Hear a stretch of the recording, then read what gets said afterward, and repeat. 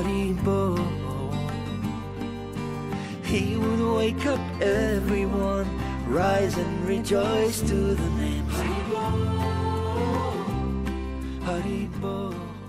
Attached, to a person who sees, who's gotten the mercy of a devotee, you look at that, you say, boy, that guy is really external.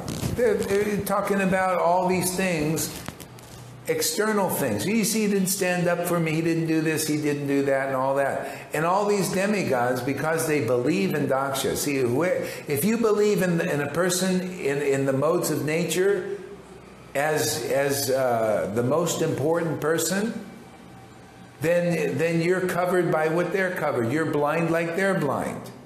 That's why the real acharyas always try to teach, worship Shuddha Bhakti, Shuddha Bhaktas, Shuddha Bhakti principles. Well, when they're manifesting it. But the one principle is, why it worked with Prabhupada is, even though he didn't speak about all these principles, because everybody's neophyte, still they were following him.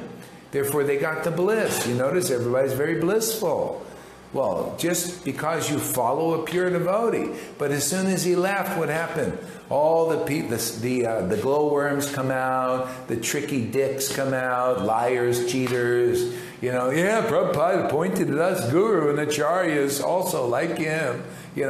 Complete, ridiculous. Can you imagine? They all fell down like Prabhupada would actually do that.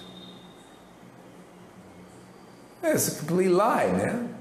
People went for it, hook, crook, and sinker. Hook, what? Hook, line, and sinker. Hook, line, and sinker.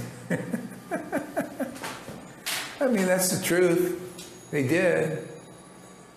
No, we believe in that. Yeah. Prabhupada definitely would appoint people that are pedophiles and have homosex with their disciples. Yes, Prabhupada would do that. Yes, we believe that. That is correct.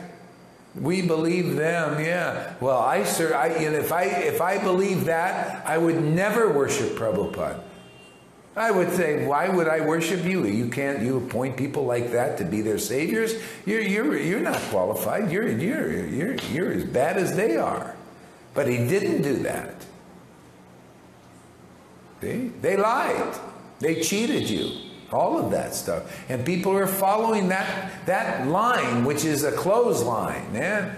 The emperor has no friggin' clothes, and that's the truth. And Prabhupada stood for that long enough, watched on the sidelines. Now, the truth will set the captives free. If you believe it, if not, keep believing that crap. It's crap, man. You're worried about me cussing, and you're following crap. You're following garbage. That's shit, man.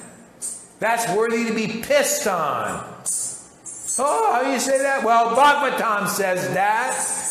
Shiva had his servants, he said, go piss on those Brahmins' sacrifices, because they're worthless to Vishnu, because they're against pure devotees.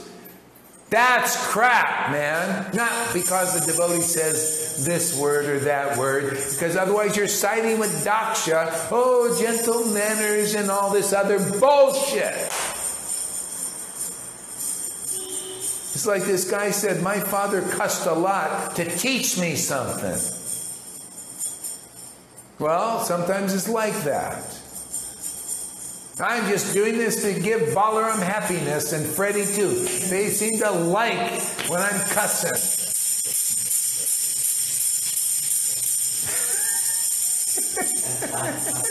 I'm doing it for their pleasure and to teach a few things also. To me, and the Lord is thinking the same way. I'll tell you the way my Lord is thinking. He said, that's bullshit, man, to worship false acharyas. People haven't realized me. And he'll stand for it as long as he says, well, that's enough of this. Enough of my sons and daughters going into darkness like that. I've had enough. Yeah, he had enough of this blasphemy, lying, and all that stuff. The Bhagavatam is here, and we got the order. It's the time for the truth, and the truth will set you free if you want it. If not, go follow those blind persons in a ditch. If you're too stupid to read the Bhagavatam now and see that everything I say is checkable, we're already checking it right there in this pastime.